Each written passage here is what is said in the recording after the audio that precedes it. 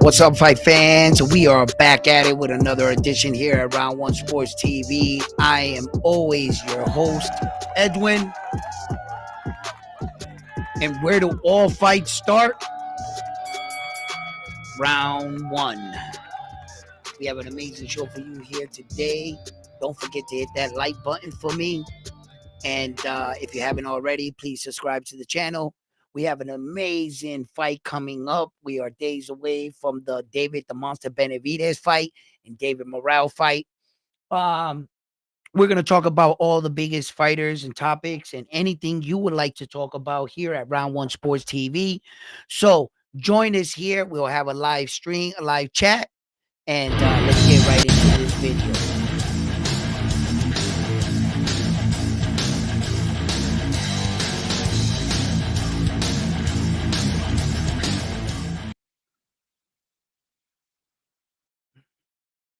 So what's up, fight fans? What do you guys want to talk about?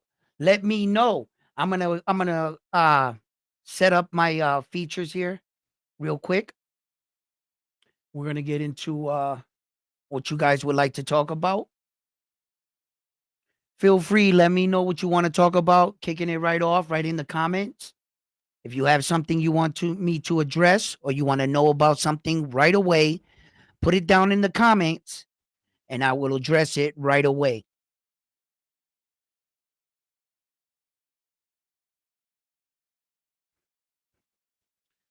All right.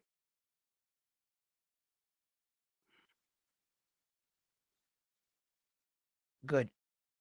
Ah,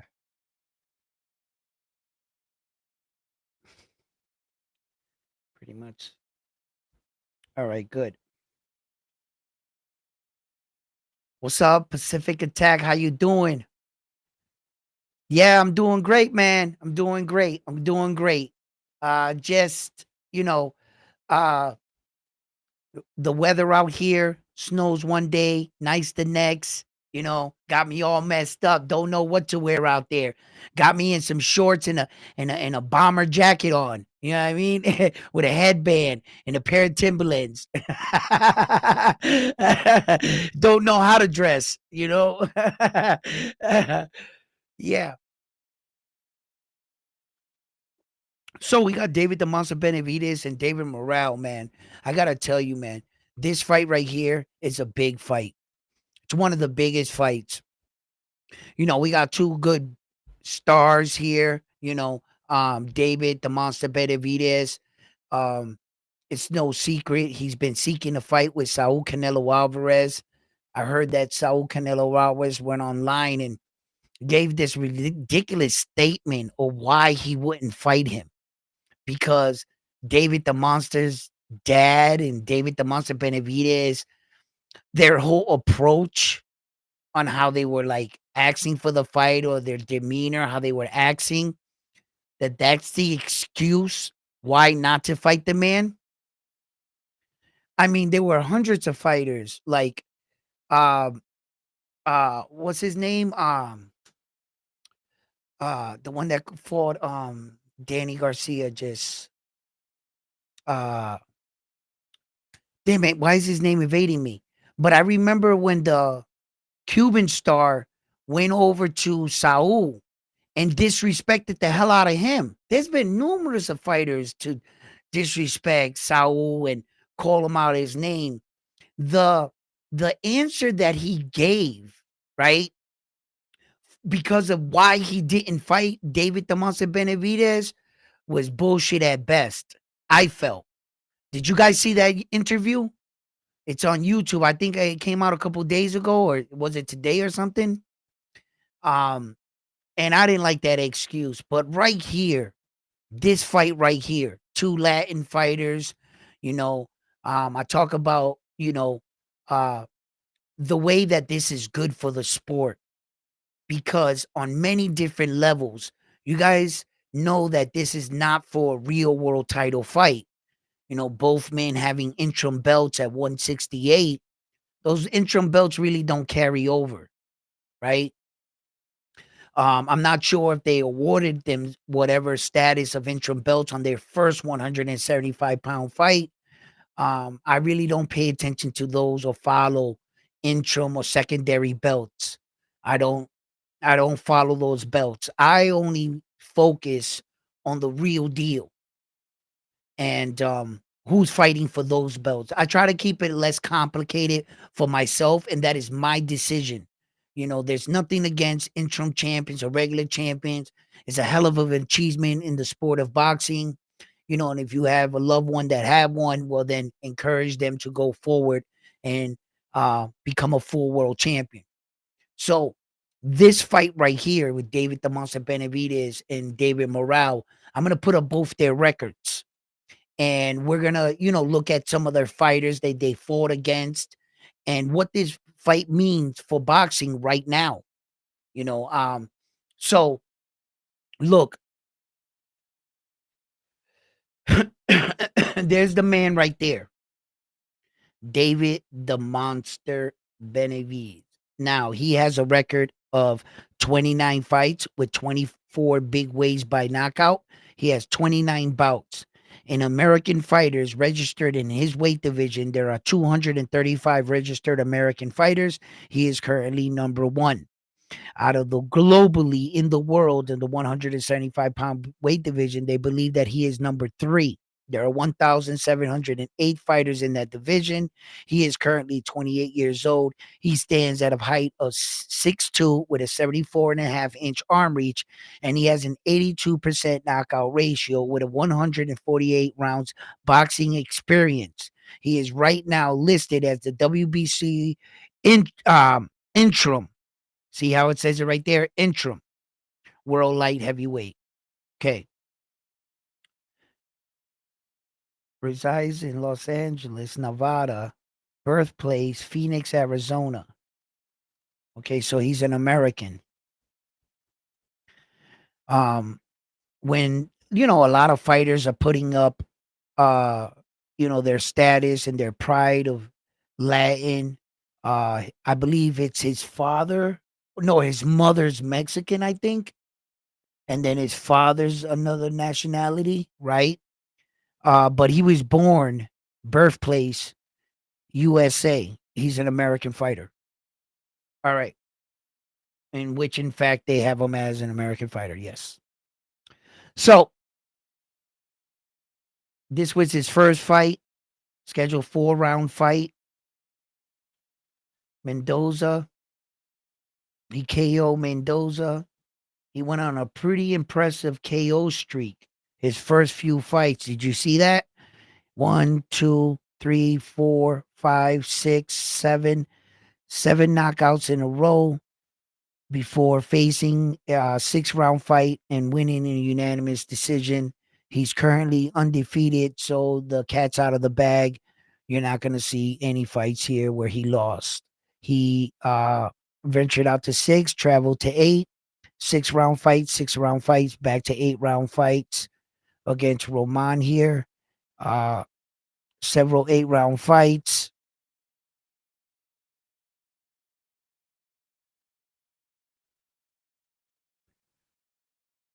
This is where he starts to make his this is where he starts to really, like, I would say Darrell is a good fighter in his own, you know what I mean? Love is doing his thing right now from what I'm hearing, right? I haven't checked on him lately.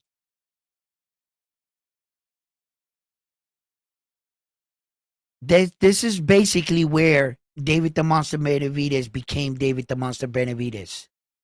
These are the opponents right here.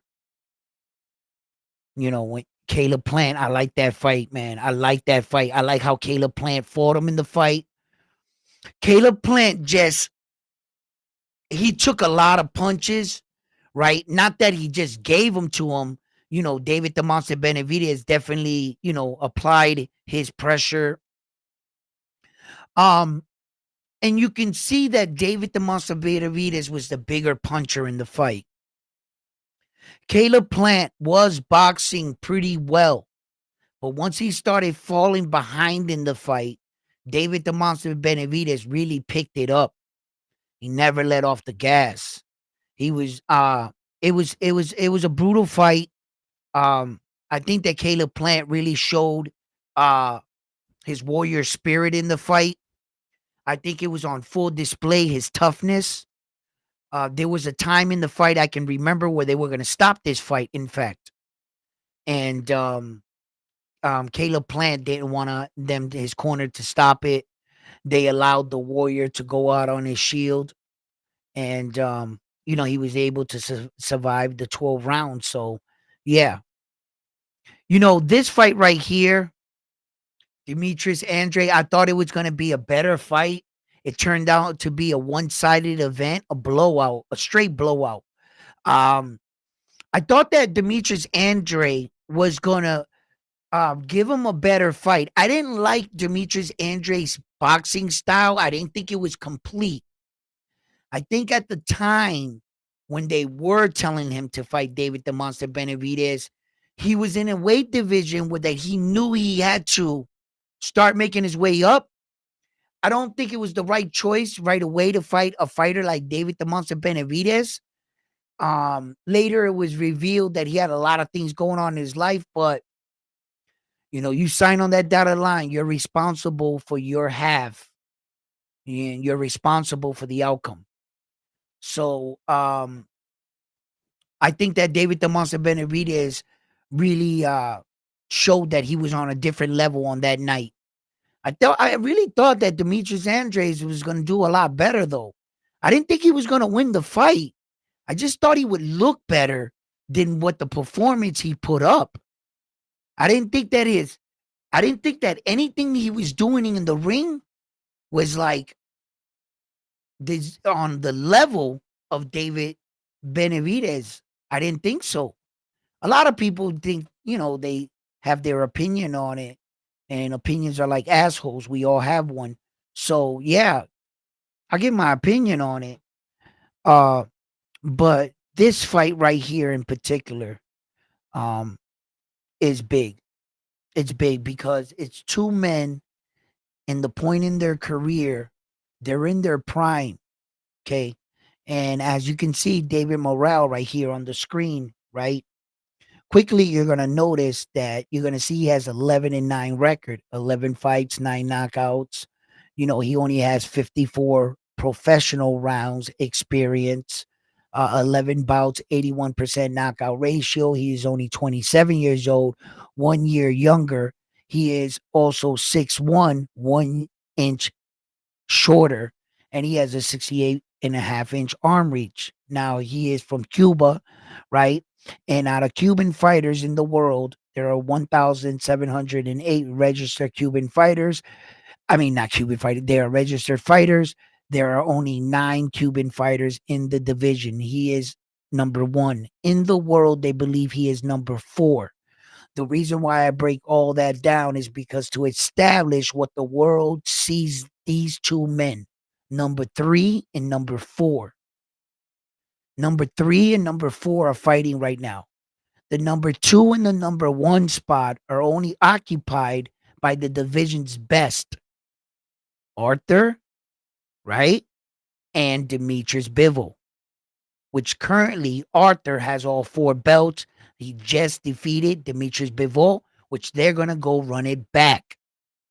So that's who you're behind. Straight greatness here, people. Straight greatness. This division is really popping off right now. It's got a few great fighters in the division, young fighters such as David the Monster Benavidez and David Morrell. David Morrell, what he lacks in professional experience, he sure does make up for it in his amateur credentials. The man has a big, extensive Olympic amateur career. Now, I know amateur, a lot of people are going to say headgear, 3 rounds, etc. But you still can't take away the fight. 3 rounds of rock'em sock'em robots, like in the amateurs, there's no feeling out process. It's just gladiator school. That's what the amateurs is. 3 rounds of just straight action. It's supposed to be. Right? And at the level he was fighting on, That's exactly how he was fighting David Morrell. So fighting experience, pressure situations, fighting on the big crowds, gold medals on the line type stuff in the Olympics, the pressure is not going to be too much for this man. When you fight around the world like that, amateurish, but you get to the Olympics, you're on an Olympic world stage, you can pull that off and you can fight in front of them. You could fight anywhere. You could fight anywhere. The bright lights is not going to be a problem. This is going to be about who the best skilled fighter is, who's going to be the toughest, who has the mental fortitude to go to that extra mile, and which one of them wanted more. Who trained the hardest for this fight? There were a lot of accusations thrown around in this fight with David the Monster Benavidez and David Morrell of steroid testing and why wasn't Vada aware of this fight and why hadn't they started? And then David the Monster Benavidez's camp alerted them, got him to be tested. David Morrell went on a video saying, I've already passed my test. What's your excuse now? Okay, so we're going to see on his performance what the excuse is. Both men are really coming into their second fight at the new weight division. And since his record is fairly small, um, I'm not going to say that he has better competition than David the Monster Benavidez at all. I'm not going to say that. But I am going to say that his competition did have big numbers in their records, like a record of 29-2, 28-2, 24-1, 16-0, 15-1, 28-2, 12-0, 26-3, 22-0, 15-6. You know what I mean? The when he started his career, he started with a 6-round fight. Remember when I said that about Naoya Inoue? He started and he only has one 6-round fight, right? He has 8-round fight. Naoya Inoue doesn't have any 6-round fights, by the way, right? But it's still good, okay? He has only one, and then in 8, and then he went to 12, back down to 10, and it's been 12-round fights ever since. So you can see right out of the gate, he was a polished fighter. He been fighting for a very long time already, and he was well on his way to become a professional boxer with all the amateur experience he had. He had a good jump in boxing. As we know, these Cuban fighters, you know, they're really tested over there. But their style and their technique is more of an amateurish style.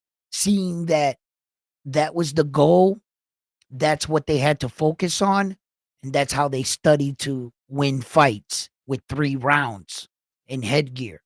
Coming into the pros, he quickly found out that it's a different ball game, but as you can see quickly, he adjusted well. He doesn't have a big record, but it's obvious that my man here is definitely um stepping up to the plate.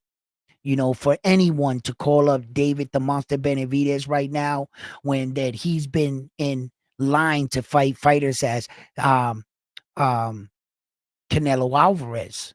You know what I mean? And Canelo Alvarez, uh, that's a big fight. And whenever you're in the room with fighters like Canelo Alvarez and they got you talking up like that, you know that you've kind of like made it. But a lot of people, when I've been sitting back talking to a lot of my guys, they're like, "Wow, do you really think that David Morrell deserves this fight?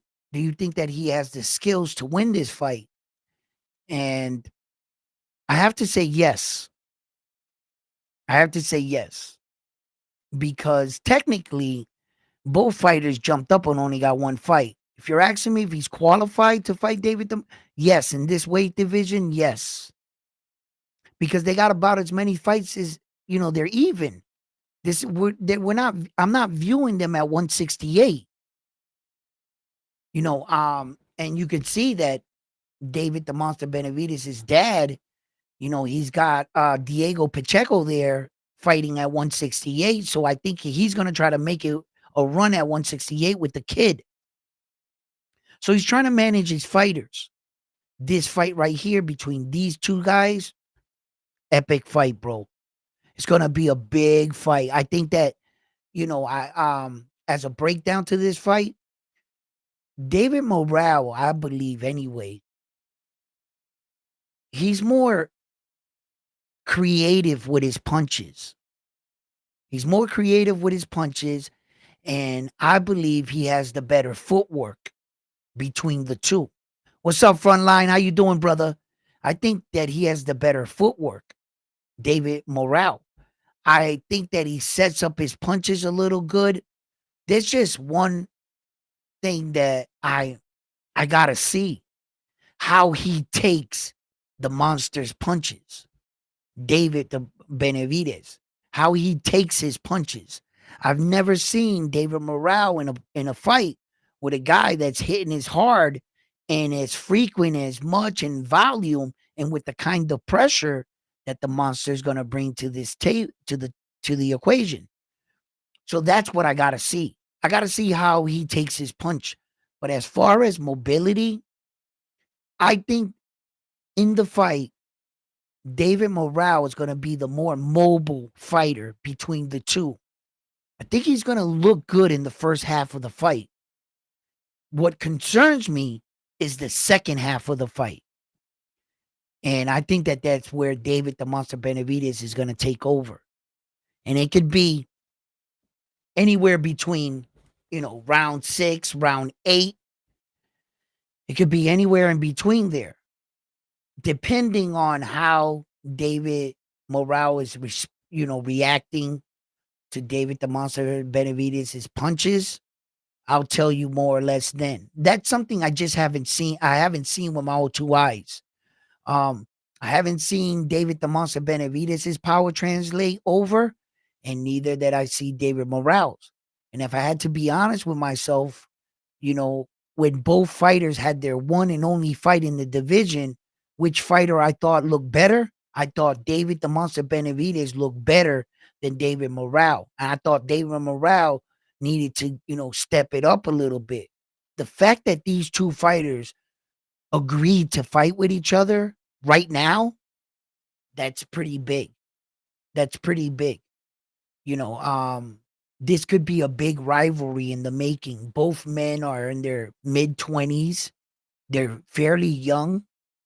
They could fight now. One of them can get the belts and, make his way back up. And we could see David Morrell and David the Monster Benavidez part two, either further down the line for some belts, because I don't think none of them are going to skip their opportunity with finding the winner out of Arthur and Demetrius Bivol.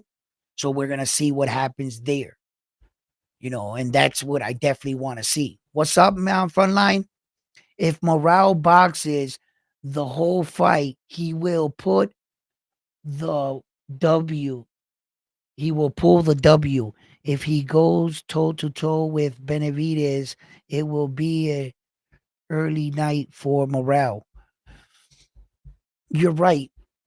Um, sometimes egos can get involved in this. We never know which way a fighter's going to take it. We don't know if freaking out of nowhere David Morrell just says, I'm going to meet you right here at the center of the ring. Let's go, mano a mano. Let's bang it out. And that ends up being a big mistake. Young fighters, sometimes you can't tell. And sometimes fighters see things in other fighters and they're going to take the fight because they believe that that's the way to victory. I think that, like everybody that fought David the Monster Benavidez that had better footwork, David Morrell might laugh about him being like RoboCop and just going like this, but that RoboCop shit, nobody's been able to beat. Nobody's been able to beat. He's just relentless with the pressure just coming through the front door. And as you can see, he just goes up into that high guard and he allows his opponent to punch. And David the Monster Benavidez is smiling the whole time, taking punches like this, and he's just walking through the fire. And I'm just like, shit. So that's what I gotta see. Um, could David Morrell's punches and power back him up and make him respect him? You know, that's what I don't know. That's what I don't know. You see, because David Morrell and the people that he fought, his record, 11 fights, I'm not gonna overlook that. I'm not sure if he fought anybody on that kind of line. You know what I mean? I mean, he fought some strong dudes. They look strong in appearance, right? But I'm not sure if they were big punchers. You know, you can see this guy, he comes in the ring, he takes off his robe, he's freaking like an Adonis, ripped. Just, you know, he looks something like me, right? You know what I mean? But um, what if he can't punch? So with the 11 fighters, I just put his record up there. I'm not too sure. That's something I got to see. That's the unknown for me. But I got to admit, David Morrell is a crafty little fighter there. He really is. He knows how to slide that shot right underneath in the body. He knows how to set it up real well. He works off his jab, saves it, and then dips, pop, and hits the body. He's pretty good with that. Uh, um, Caleb Plant was trying that same shot. He was just not fast enough. And David, the Monster Benavidez, caught up to him. Caught up to him. He started slowing him down round by round. You could see the Caleb Plant just start to slow down. He would have sparks, you know, and he would try to like will himself back into the fight.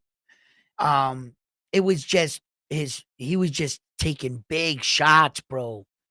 You know, at the end of the fight, I remember his face was a bloody mess. You know, and although I think that David Morrell is really gonna, you know, give it his all, I'm not on the line. He's got enough punch to like really back up and hurt David the Monster Benavidez and to keep him gun shy, like to outpoint him and stuff.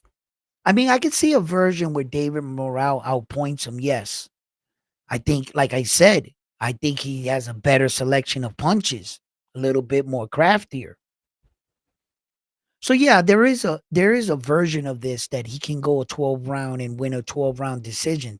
Do I see him stopping David the Monster Benavidez? Now that's why I watch boxing, for the unknown. What if he does? What if all of a sudden we see, oh shit, David the Monster Benavidez is hurt? And they're going in an exchange, and then David Morrell caught him back, and then David got baby legs. Damn, David Morrell is pressuring him. He's going on, blah, blah, blah. Bam, and it looks like David Morrell is just beating down David the Monster Benavidez. And out of nowhere, a right hook knocks out David Morrell. David Morrell. Oh my God, David the Monster Benavidez was on the brink of defeat. And then he pulled it off. A one-hitter quitter. Yo, like some crazy, outrageous shit. Like, you know, this fight it's very, very, it's gonna, yo, listen, I know it's gonna live up to expectation. So if you want to see a good fight, listen, you gotta tune in with me on this fight. We gotta watch this fight. I gotta jump on early. I really gotta like, we gotta like go through some of these undercard fights too on this fight. I want to see some of these undercards. You know, and you know, what through the live stream, we could always talk about whatever you guys want to watch, you know, talk about. What's up?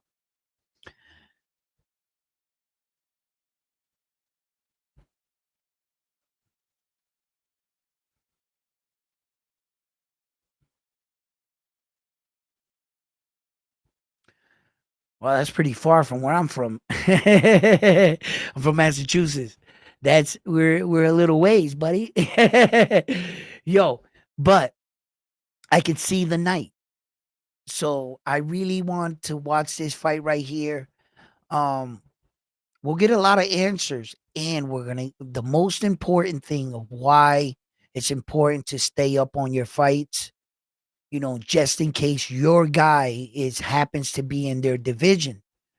And the reason why I want to stay up on this fight for a lot of different reasons. One, it's the best, truly fighting the best. It's an exciting fight. Two big guy names, um, you know, early in their career, fairly young, and they're willing to put everything on the line. And somebody's always got to go. These are two guys that are daring to be great, and someone's always got to go on this night. So that's why I like this fight. But there's another side to the fight that I'm paying attention to. One, which guy's power is translating over? Which one looks the best? Because which one is going to give whoever wins out of Arthur and Demetrius Bivol a great fight? I'm going to tell you right now, something in my gut tells me Demetrius Bivol is going to pull it off against Arthur the second time. Sometimes when you fight a guy one time and you may have lost to him or won, when you fight that guy again, Arthur thinks he can beat him. But this wasn't really this kind of fight. It was a type of fight that it was really close. Arthur says in his mind, if there was one more round, I knock you out. And I think so. And Demetrius Bivol says, had I kept the focus like I did in the first half that I was dominating, that was the way to win. So both men are looking at the fight through a different set of lenses. They're seeing where either their success, they could have capitalized on even greater success by a knockout, or where their success was and where they weren't able to hold it up. And what were the mistakes and what they need to correct. Something in my gut tells me Demetrius Bivol might just pull that off. And I have to say that if I was judging both fighters by skill base, although Arthur won that fight, I think Demetrius Bivol was the better fighter. I just think that Arthur was the stronger puncher. Yeah. So Arthur, you gotta respect his power. It has to be like whatever they saying it was. Remember, he came into that fight with 100% knockout ratio. He was like what, the last boxer currently to have that as a champion too. When he beat Yard and them, he knocked them dudes. He was champion. He was defending world titles with 100% knockout ratio, just like Subriel Matias. They were the only two in boxing at the time. So now, he fought Demetrius Bivol, and he was the first person in his career that went the distance. I mean, there was guys that went 12 rounds with Arthur. He just stopped them in the 12th round. I seen those two fights, so and I thought the guy was going to make it out. Arthur stopped him. So these are the questions that I'm asking myself, guys. I'm asking myself, will David the Monster Benavidez look better in this fight? Will his power show up in the fight? Will he feel better? Will he move better in the fight? And the same set of answers and questions go to David Morrell in this fight. What's he going to look like? Is he going to not gas out midway in the fight? Because I have questions. At 175, my man didn't look too hot. He didn't look like his gas tank was like there. But all these things can be corrected. So I'm giving both fighters like the benefit of the doubt, but I have to admit that is this is a fight. Both fighters, one fight in the division. Shit, it's even as hell. Um, Although the experience side is on David the Monster Benavidez, but it is basically even. This guy's 28, he's 27, he's 6'2, he's 6'1. I mean, this is about as even as you can get, man. And as the days get closer, I see that fight fans are flopping back and forth. The same guy that said that David was going to win is now saying Morrell's going to win. And back to David the Monster Benavidez. It really speaks to you how competitive and what the boxing fans themselves are viewing this kind of fight. See what I'm saying? So um, it is a big fight.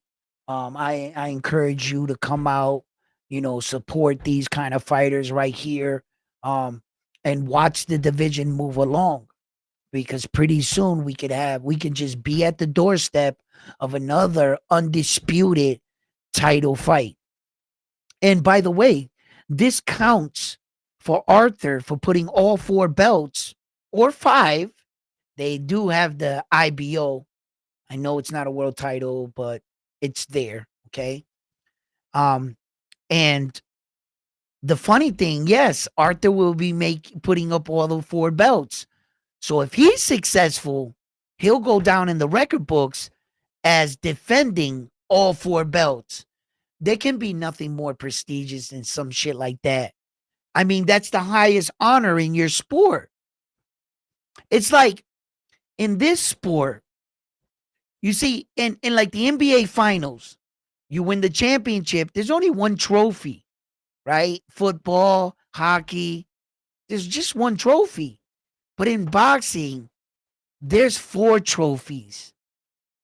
You have the ability to go out on one night and put all your trophies on the line and defend them.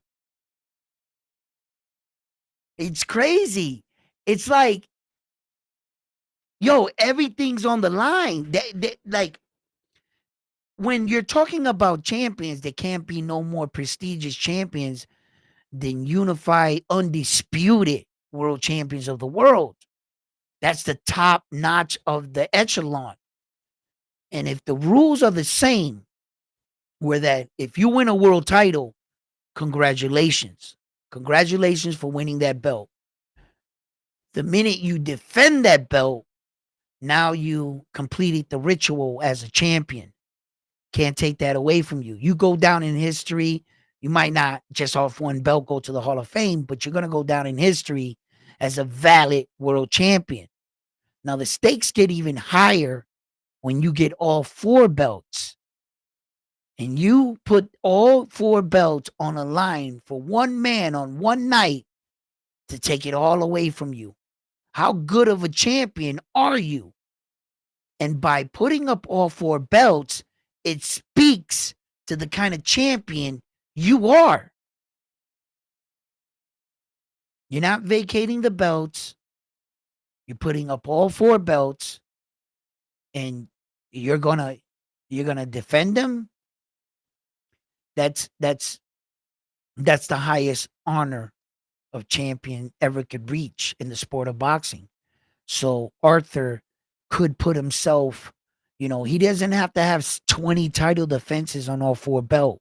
All you need is one. All you need is one. Just get in the room. Then, we'll count to see who had the most. It doesn't matter. You're in the room, bro. They can't be anything higher.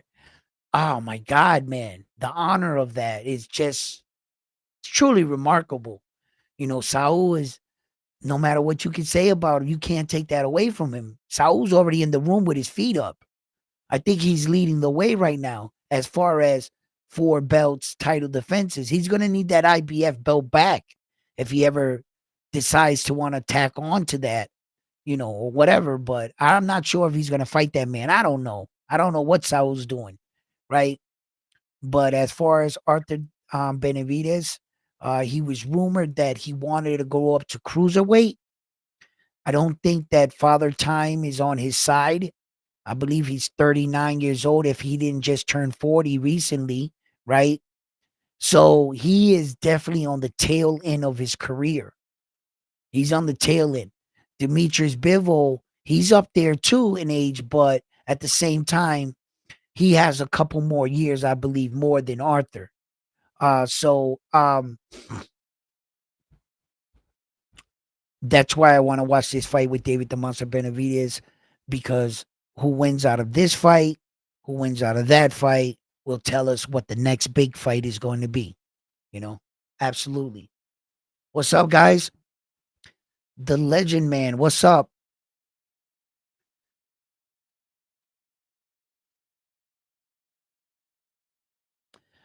True School Sports dude said that what dude said when he was at Naoya fight. He heard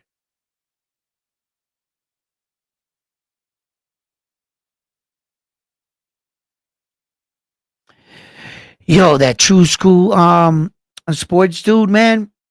Uh, he's very knowledgeable when it comes to the names in boxing.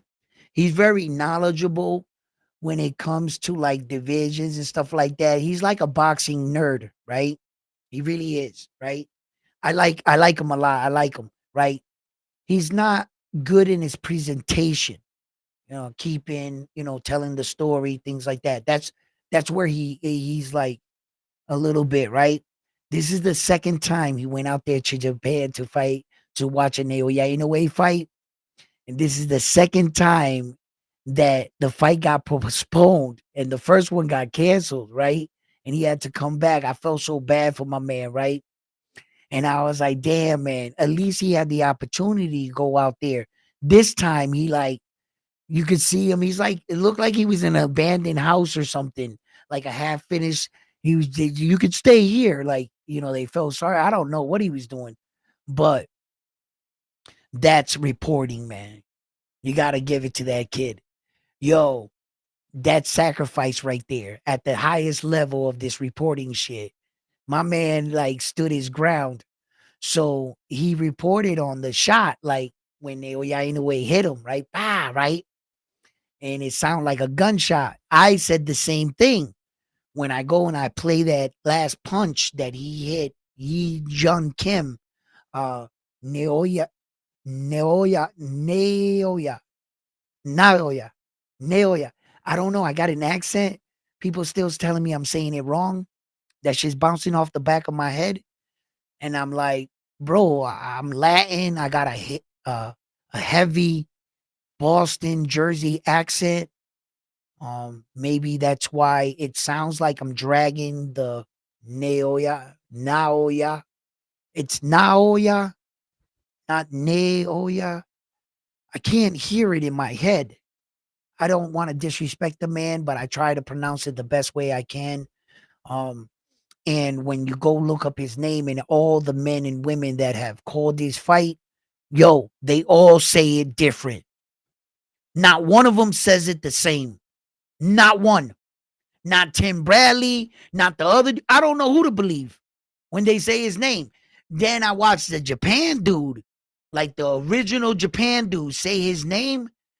I started trying to practice with them. It sounds right in my head. It might not sound right in the way, but forgive me if I offend anybody. I never mean to offend a man. Um, just I'm not used to saying those kind of names. I'm from this part of the world, homeboy. You know what I mean? Unfortunately, just because you can say it, pronounce it, and you're like, if I could say it like this, why can't you do it?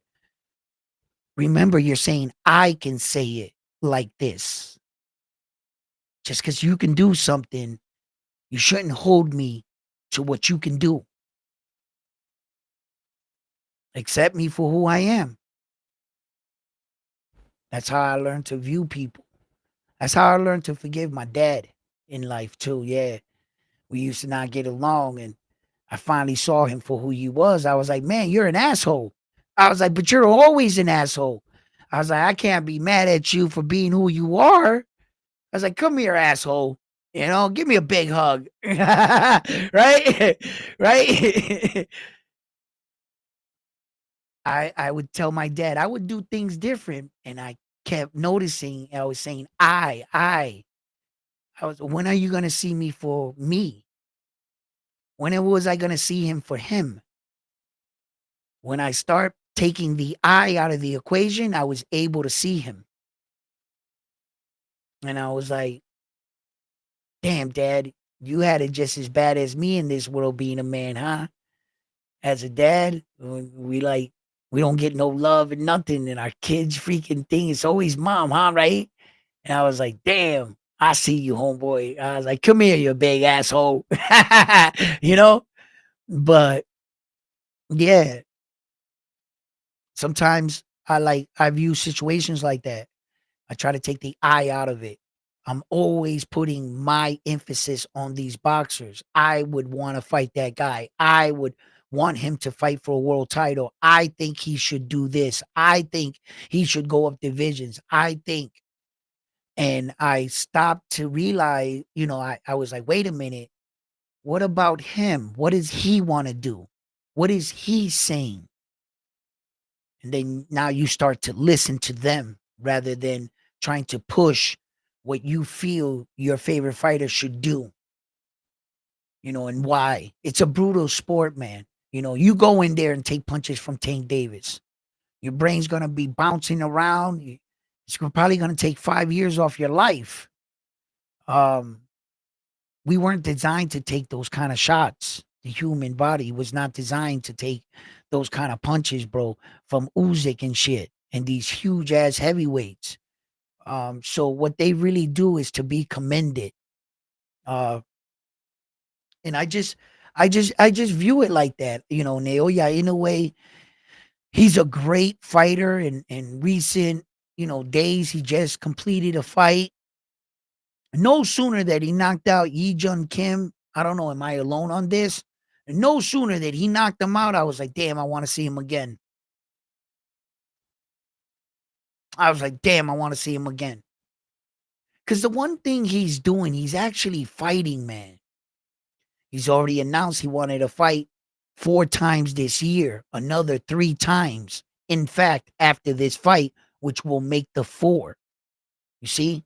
So he's very active as a champion. You would think when a man gets all 4 belts, he would slow it down. There's more on the line, more risk. You're all the way at the top of the mountain and you look down. Some fighters get scared and they're real careful who they pick to fight next because they don't want to give it all away. This guy, he's really on some fucking samurai shit, real talk. You know, if you think about the conversation he's been in of late, right? And you think of the situation he's been in of late. Mind you, TJ Doheny and Yi Jung Kim should have never happened for the man. That was all due in part to one man, Sam Goodman. If we take TJ Doheny and Yi Jung Kim out of the equation, which was never supposed to happen, right? Who is he on schedule to fight? Sam Goodman, the number one guy for 2 sanctioning bodies. You see what I'm saying? So that's who he was on schedule to fight. Who did he fight before that? Luis Pantera, the number one for the WBC. Who did he fight before that? Marlon Tapales, a unified world champion. Who did he fight before that? Stephen Kubo Fulton, a unified world champion. Who did he fight before that? Paul Butler to unify all 4 belts. Do you see what I'm doing here?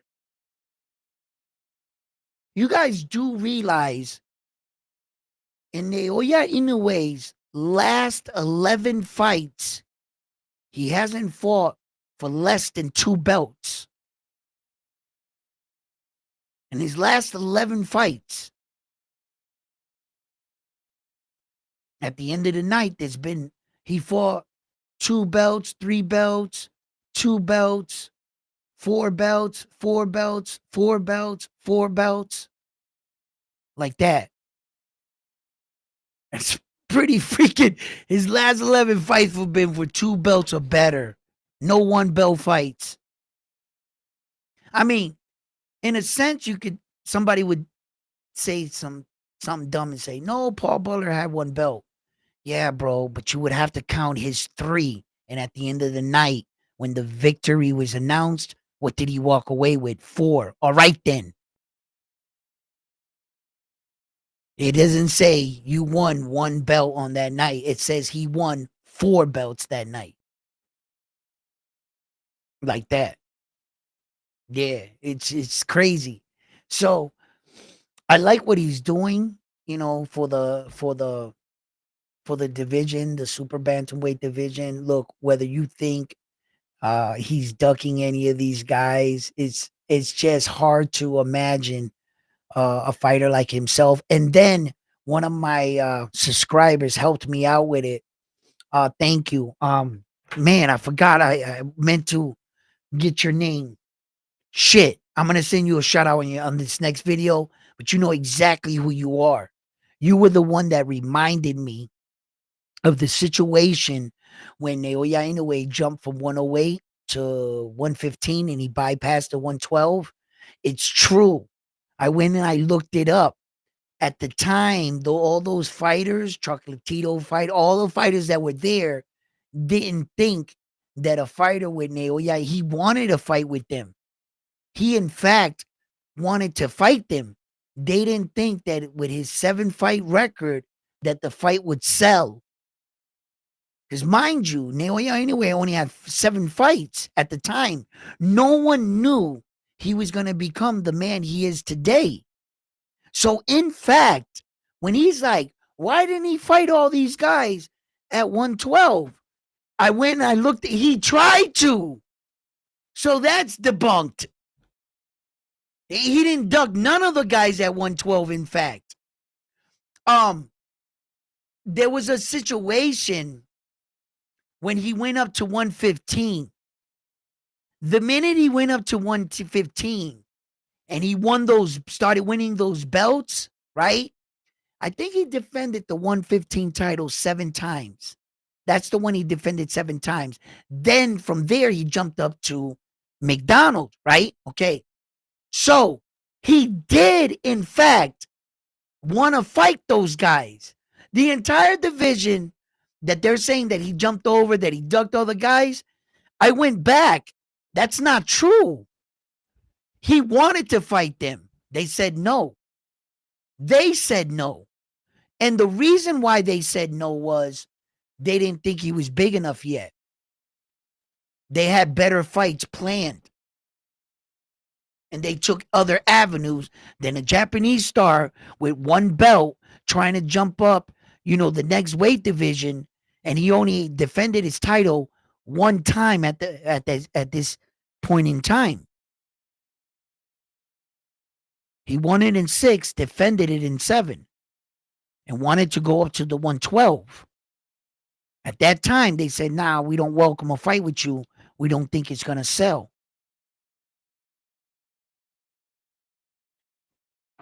In fact, he couldn't get none of the fighters champions to fight him at 112. That's what forced his move to jump to 115, because the 115 champion accepted the fight. Jamie McDonald accepted the challenge. When he was looking for a champion to fight, none of the champions at 112, in fact, welcomed the fight with him just yet. Not to say they wouldn't fight him later on. They didn't avoid him because they were scared of him, I don't think. They probably recognized the skill, but they saw he was still young. They just took a look at his record and was like, 7 fights, bro? Come on. That's what happened. He was forced to go to 115 because he was the only champion that said yes.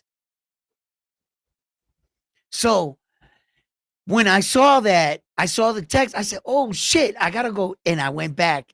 I was like, that's right. Yeah. So I knew there was something fishy there. I knew it. I was like, this guy never ducked any smoke. Naoya Inoue, he's never ducked no smoke, bro. I think that the most of the times he didn't get those 1 or 2 fights he wanted was pretty much on the other side, like the Gary Antoine Russell fight. Gary Antoine Russell is on record though. You know, at least he was a man about it. He was like, "Nah, I wasn't ready. I wasn't taking that fight." And you know, the truth be told, he was ready. He just didn't want the fight. He just didn't want the fight. You saw what Emmanuel Rodriguez did to that man, right? Yeah. But yeah, now Neil Inoue is in the position where he's in today. We're gonna see where everything else, what happens. You know, who knows? Maybe the WBA gets their wish. It looks like, you know, one of my subscribers said that MJ Akmadalia is trying to get a payday before he retires.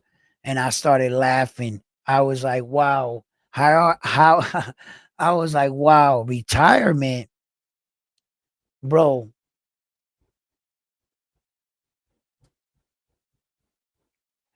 You're going to retire out of the sport of boxing, bro,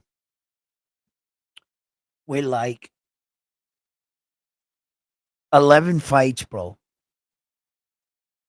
Like 12 fights or something, 13 fights. You're going to like get a payday and retire. Look how old MJ is already. And it's like you think, man, listen, hold up. Hold up 1 second, guys. I got to pull something up here real quick. Right here.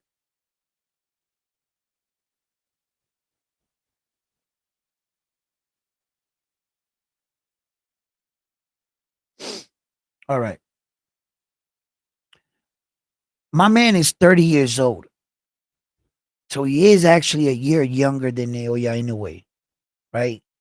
I mean, MJ Akmadalia has a record of 13 and 10 and 1, right? So if he fights Naoya Inoue, it would be on his 14th fight. He didn't have 11 fights like I thought. I knew he had more, right? So because you don't remember half of his fights, bro. This dude is like, he doesn't even deserve this fight, bro. If you ask me honestly, I think that this is all a smoke screen. I think that MJ and his team talked his way into the position where he is with Naoya Inoue. If I'm being 100% honest, I don't see how in a good world MJ fights one guy not even ranked in the top 50, and that automatically puts him back into mandatory contention with Naoya Inoue's belts. I don't even acknowledge his number one spot for the WBA or his mandatory status. I don't think he earned it. I don't think it should have been awarded to him. You didn't fight anybody in the WBA top 15, top 10, top 5, top 3. And freshly coming off losing your belts, you want me to believe the story that one of the greatest fighters of our generation is actually ducking you, that you have slithered by the division, ducked more smoke than um than almost anybody in the division at the time, right? And you want me to believe that you're the guy he's ducking? Basically, MJ's career has been a smokescreen. He's a decent fighter. I'm gonna say that he's a decent fighter by right? But at the time when they wanted him to fight Naoya Inoue, he had 11 fights. The biggest fight he was in was with Marlon Tapales, and Marlon Tapales whooped him. So I'm not sure where. Now I got his record right here. I got MJ right here, right here. I mean, if you're gonna talk about a man, it would be good that he would be present, right? So he's 13-10-1, right? 5'5", 68-inch arm reach, 30 years old, number one from the men in his country, right? Uzbekistan. He has a 76% knockout ratio, and he only has 92 rounds boxing experience, right? All right. Now, where here on his record? Show me.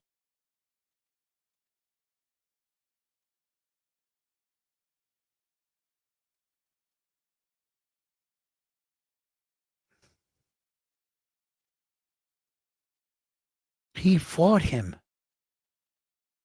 Is that the same one? It has to be.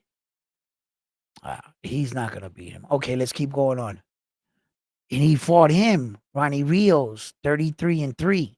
Somebody in my comments said they wanted to see Naoya Inoue retire him. Yeah,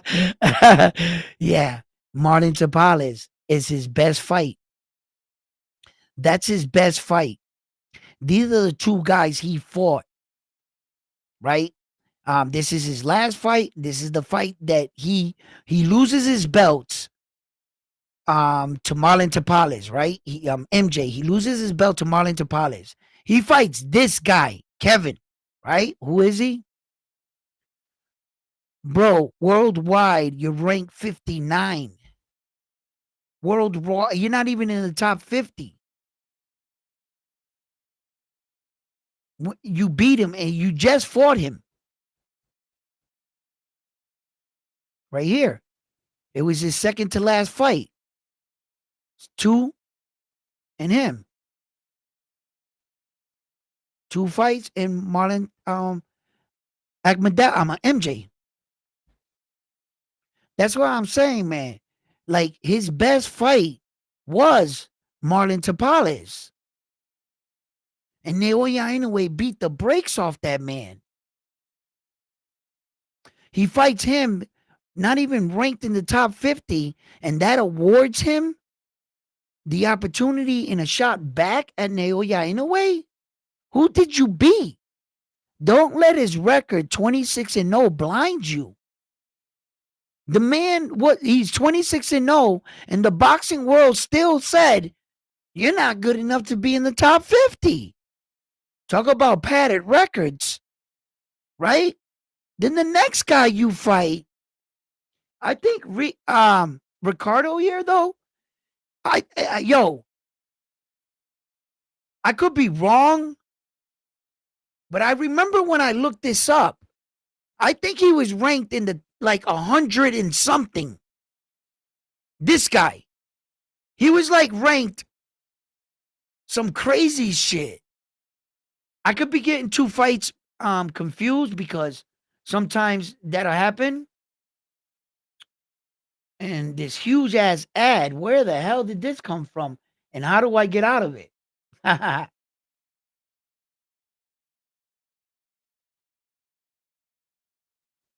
right. What was he coming into the fight? Well, he can't be that far back, right? 87. He's ranked 87.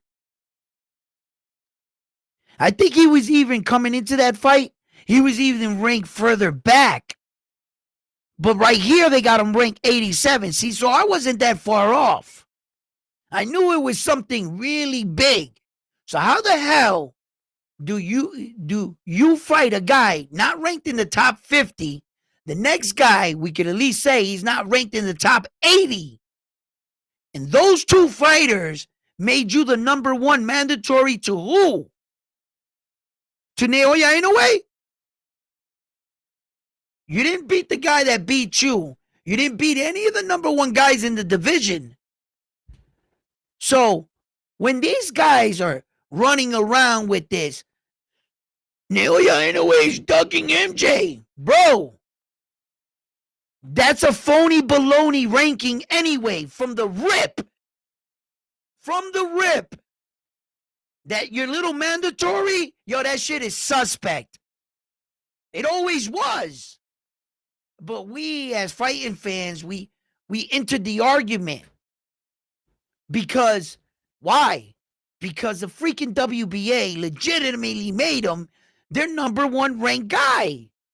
They really gave him that mandatory title. Did he deserve it? Hell no. Is that phony baloney? Hell yeah. But is it legit, I guess, on the standards of the WBA? How low are their organization gonna go just to get their guy in the ring in the money fight so that their boxing promote organization gets money? If their number one guy is leading the night with Naoya Inoue, well, then that's the belt that's organization that's night is being held against, right? The WBA number one guy is fighting for the 4 belts. Ching ching. Not the WBC number one guy, not the IBF number one guy, not the WBO. It would be your guy, right? So I see what the WBA is doing. He does listen. He's so phony baloney that if you really break down MJ's, you're gonna come to this conclusion that in actuality, bro, there's nothing to be scared of. He was never ducking MJ, and at no point, no zero.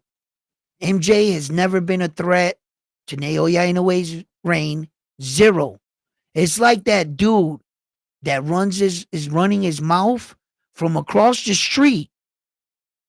Why? Because he's still across the street. But if he was standing in front of you,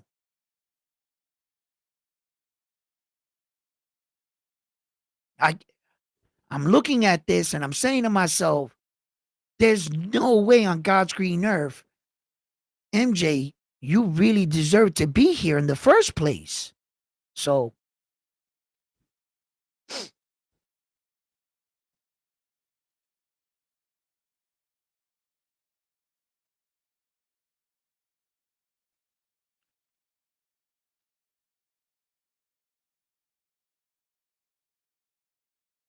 yeah, MJ is a good fight, but the monster is the monster for a reason. MJ doesn't have anything Inoue has, seen, and can't do better. I'm sure everyone knows.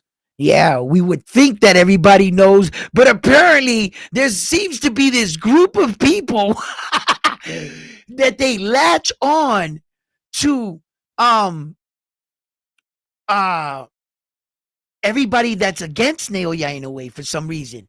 Had it been John Casamaro, we'd be seeing John Casamaro fans. But I can say one thing about the John Casamaro fans. At least the motherfuckers are loyal. They've always been in fans, and they're the same people that you know what I mean?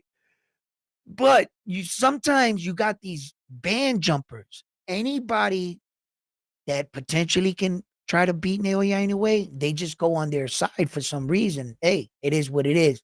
We're in a competitive sport. I can't cry about negative competition because at the end of the day, it's all competition, right? So I welcome the smoke. I welcome it. We would think these things, right? But hey, Mark, what's up?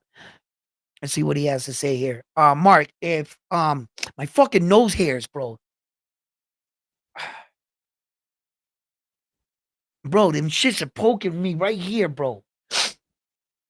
I think it is the pressure of the glasses. It pushes down here, and then they just poke right there. They do. Whenever I wear the glasses, it feels like that all the time. If I was MJ Akmadalia, I will fight high risk contenders or have a rematch on Tapales or even move up at 126 to snatch a belt to earn his shot again against Naoya. Maybe Ed Hearn has prob problems to find opponents. As soon as I was reading that problem to find opponents, I started thinking really fast. I don't think he had a problem to fight opponents. And you could have also ventured out. Let's just keep it in mind that there are 3 other sanctioning bodies with 3 other number 1 contenders. It might not be a worthy opponent in your own ranking system, but there are other ways to find other great opponents. You could have fought Luis Pantera Nari. You could have fought some of these guys. Um, you could even fought a fight with Sam Goodman. What was the problem with MJ putting some of these fights together? You could even ran it back, like you said, with Marlon Tapales. You beat Marlon Tapales, which you prove now you can beat the guy and you are worthy to fight uh, Inoue, right? So I think that there were other fighters. You just got to be careful with some of these guys getting lazy after every fight, every paycheck. They get a little bit of money and all of a sudden they quickly forget what got them to the dance and how to stay ready and don't blow up in between fights. Because if MJ was ready during the time that TJ Doheny fight was scheduled, MJ should have slid in right there. There was opportunity. Why didn't he take the opportunity? MJ just came off of a fight when Sam Goodman got his eye cut. It was announced that he was given another 30 days. Why didn't MJ talk it up? What did he go a few rounds with this guy? 6 rounds with this guy? The guy barely touched him. He brutalized him. He took little damage in that fight, and he would have another month to go into it. Risky to fight Naoya Inoue. Opportunity-wise, though, there's your bag. No one thinks you were going to win this fight anyway. So, take the fight. But MJ doesn't. You mean to tell me they'll give you 2 more months to train? 3-month training camp is typically what you're going to need. Some guys want to do a 4. That's long, man. That's when you know the guy hasn't been training and he has a little bit of time to catch up. You hear those 4-month training camps, but 4 months is a long fucking time to enter in a training camp. Let me tell you, it's typically 3. So you mean 2 more months of training? It's going to convince me that MJ's going to win? Hell no. He's going to lose. It was a lot of opportunity there. There was a lot of opportunity for MJ to come in, and I just saw that he never entered the ring. And to the fan that thinks, right, he says to himself, well, the reason why MJ didn't go down to Japan and enter the ring, because Bob Arum announced that his next fight, in fact, was going to be in Las Vegas against Picasso, right? And I say that's bullshit. I say that's bullshit because by you having this wave and you got this small percentage of people really believing Naoya Inoue is ducking you, you could have got in that ring and pushed Picasso out the way. If you were 100% next man in line, entering the ring, telling the world you are actually ducking me, the WBA confirmed I'm the next man in line, you would have exposed Naoya Inoue for that Picasso fight right there on the spot. But by you not entering the ring, it speaks louder than words to me. One, it allows me to know Picasso's next. You're not next, are you? For the WBA, huh? If you were the next man in line, you would have been in the ring. You would have shut down all notions. He ain't fighting no Picasso. He's got to fight me, or he's got to vacate that belt. When they start talking this crazy talk like Naoya Inoue is going to vacate the belt, well said from a person that's never owned a world title. You have no idea what it took for him to get that belt, for you to turn around and just easily say he's going to vacate it. I don't think it's that easy, right? And if they can't take the belt away from him, it's because they don't have the legal right to, which breaks down they weren't in line. They weren't the next man in line, the next organization. And I told you guys this, that when he fought Luis Pantera Nari, he wasn't the WBC mandatory. He was the WBC ranked number 1. But Naoya Inoue had options. At that point, he just newly required all 4 belts. They were going to sort out everything. He didn't want to hang on the shelf. They gave him a fight, which was a voluntary fight. He asked the WBC number 1 guy, which was Luis Pantera Nari, hey, would you fight me? Luis could have said no. He could have said no, but he didn't. So that went down as a voluntary fight for the number 1 slot. So WBC's place in line didn't move.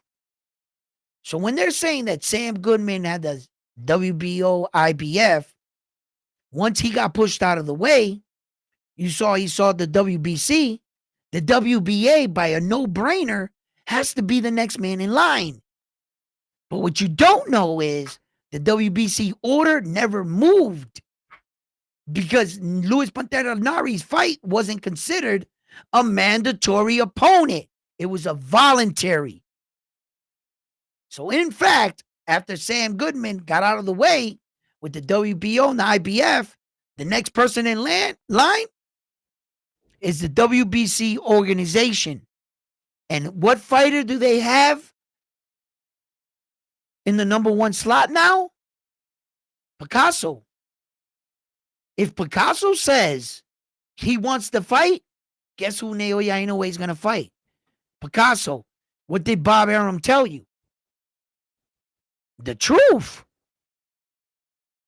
He's WBA. Marlon Tapales is just mad that he can't get Naoya Inoue to accept his voluntary, mandatory call out.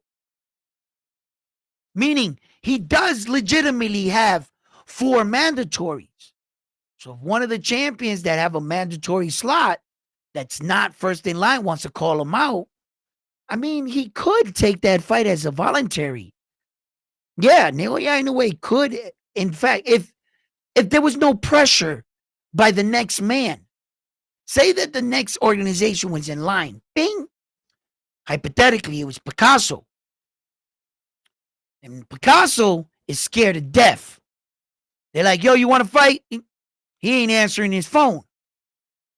So all of a sudden, MJ's selling wolf tickets. I'll beat him. He's ducking me. And Naoya Inoue says to the WBC, yo, does your boy want his shot now? And he's like, listen, they ain't answering the phone. Why don't you go ahead and, if you want to schedule a fight, we'll get back at you on that one, right? And then at that point, he's free to do what he wants. Now, the rules state in boxing, if you're that kind of champion, you can't fight nobody lower than the top 10. That even if you was to fight a voluntary fight, you have to pick somebody in the top 10 because you got 4 belts. Had you had 1 belt or 2, I think it is. I think the limit is 2. You could pick into the top 15. Yeah, but all 4 belts, you're going to have to pick somebody in the top 10. Yeah. Yeah, that's how that happens. And at that point, he could definitely 100% answer MJ. Be like, yeah, you know what? You've been talking. I'll fight you. And yeah, that could happen. For whatever reason, MJ never got his shot. I don't think that MJ was worthy of a shot. I think that Bob Arum saw the way they were bringing up their fighter, MJ, that Naoya Inoue frowned on it, probably. He's a man that, he likes to, fight the best guys. When he saw that MJ fought a guy not ranked in the top 50, and then his next fight, he fought a guy not ranked in the top 80, even Naoya Inoue said, come on, bro. Y'all dressing this dude up. He shouldn't even be next to me. He beat none of the top guys. And I mean none. He's just selling wolf tickets, and that number one spot mandatory fake shit that they awarded you because they just want to try to get you in the ring to cash out. Competitively, Warrior, he didn't earn that spot, that mandatory slot. No, he did not. Not at all. Yeah, talk about dressing these guys up. That's exactly what you just saw there. What's up, Mark? How you doing, brother?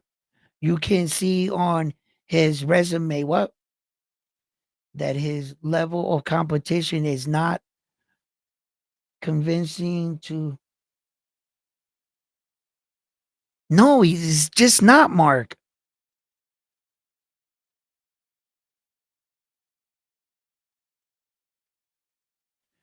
Bro,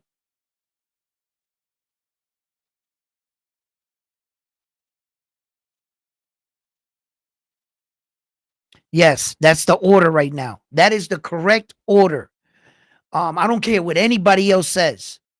I'm only going on the official websites. Like I went to the WBA, I do my due diligence, I go to the WBC, I go to the IBF. I'm not going to Box Rec.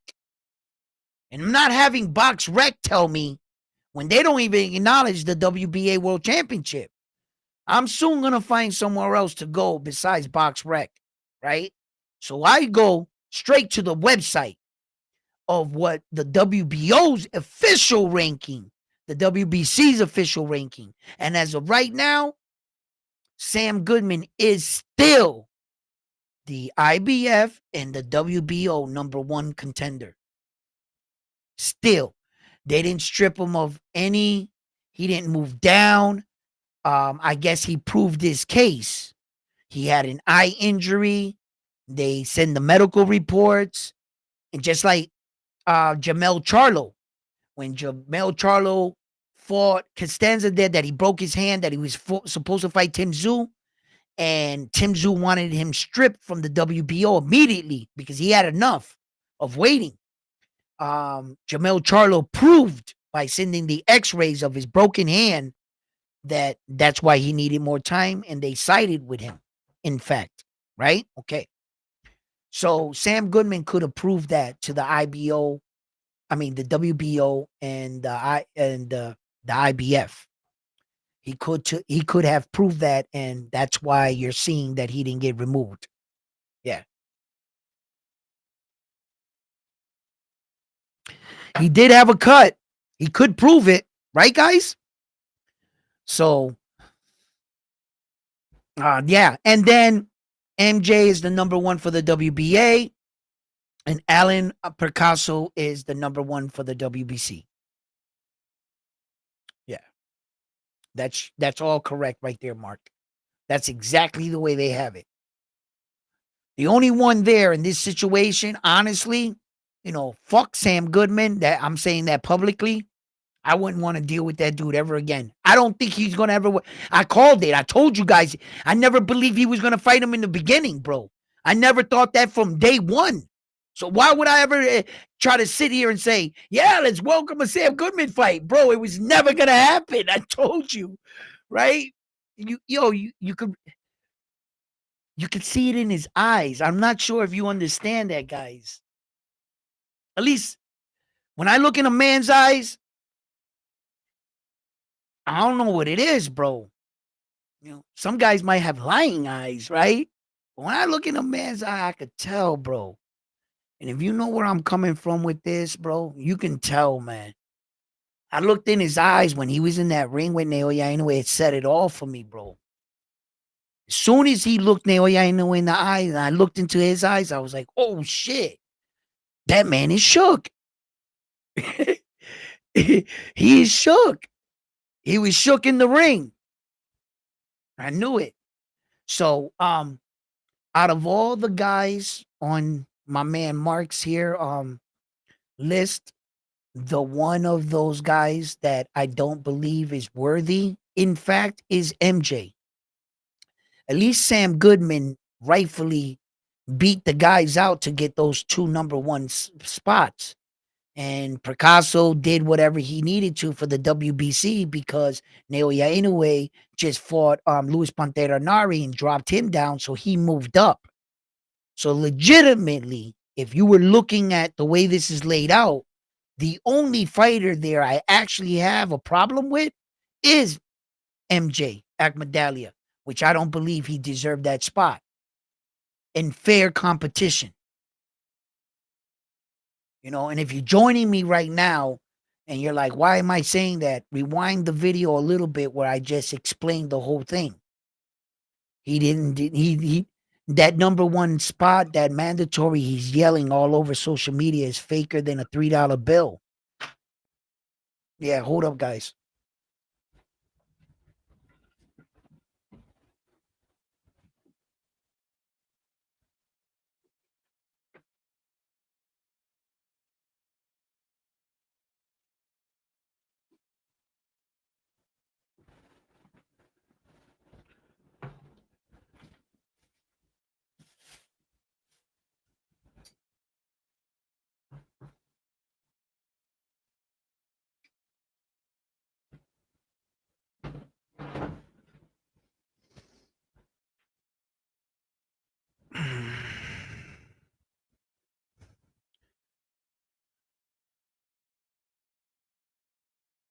Crypto, what's up, baby? How you doing? Yeah, so like guys, like I look in fair competition, I like for these guys to meet up, bang it out. Best fighting the best is, it's great to see that. After they fight, I like a rivalry to build up sometimes, or I also like for someone to come straight out of the unknown and present a challenge. Naoya Inoue moving up to 126 opens a new world of possibilities and all new fighters. It would really put him in the conversation if he is to pull it off. Now, I just want to remind you one thing about boxing. He doesn't need to go to 126 and get all four belts to be considered a 126 division world champion. All he needs is one belt. That's all he needs. The minute he beats a champion at 126, he solidifies 5 weight divisions. And my man let me know that Tommy Hitman Hearn, Sugar Ray Leonard, Floyd Mayweather, Oscar De La Hoya, and Manny Pacquiao, I believe, are the only men in boxing history to have 5 divisions on their resume. There are very few of them, even fewer, that go on to get more divisions after that, such as Manny Pacquiao that has 6 weight divisions and Oscar De La Hoya that has 6 weight divisions. And then I guess whatever Manny Pacquiao fans think he has 8 divisions world titles. I've made few videos on that. You guys know how I feel about that. Uh, I don't want to open or scratch any new wounds and stuff, but I'll allow it to play out. You know, as soon as Manny Pacquiao retires for 5 years and they bring his resume to the Hall of Fame, I will let them give you the news. I try to, but I'll leave it like that. I'm not here to bash a fighter. Why they did it, that's they let them sort it out. Okay. So yeah.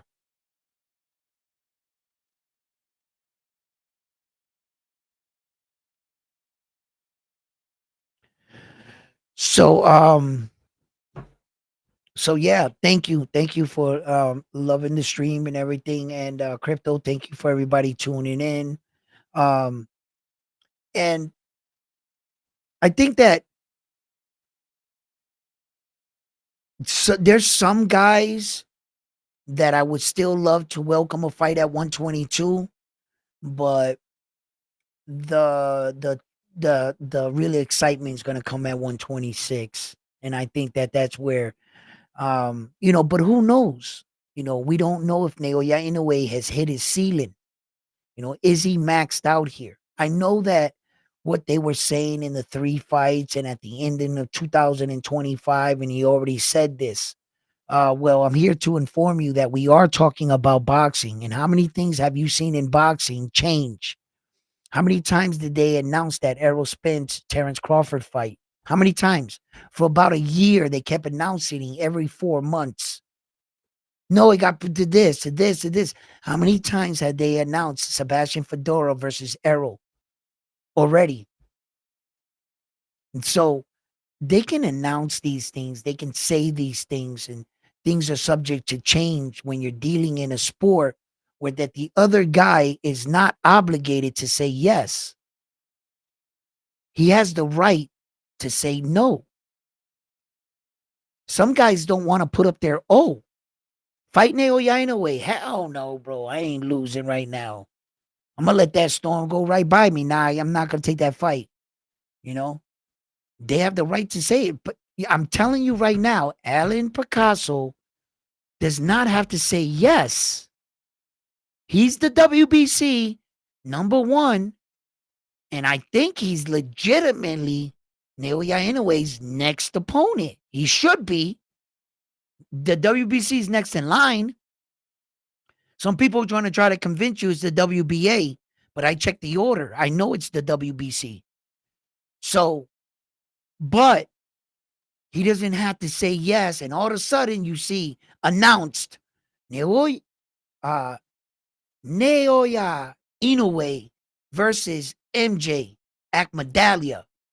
Then you guys will hop on and say, yo, Ed, I thought you said Alan Picasso was about. Yeah, I did. He was supposed to fight him if he said yes. Yeah. So I unless I'm behind them, like, yo, sign the contract. I ain't looking bad on Round One Sports Talk. You know what I mean? Right? Make them fight him. You know what I mean? But I can't do that. You know? So that's when you'll see a different name and a different set of plans. You know what I mean? You know, we're not happy with every fight we're getting. Some of us are on the line that we're just willing to support our fighter, Saul Canelo Alvarez, Tank Davis. You know, people are really don't really care, I guess, at any point no more that who these guys fight.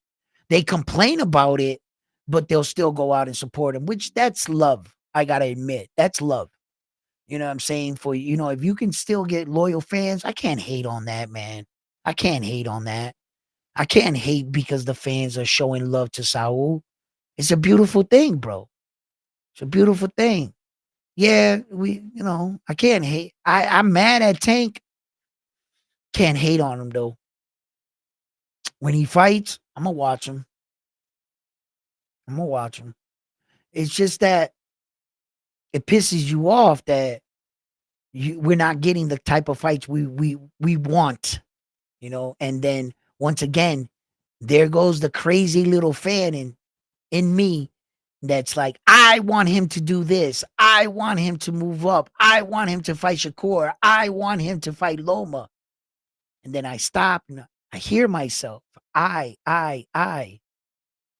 Did I ever bother to ask Tank Davis what he wanted to do?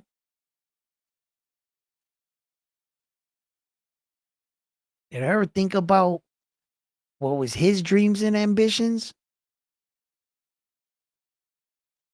Do I know that he's actually trying to get these fights and these guys are the ones saying no? No, I don't.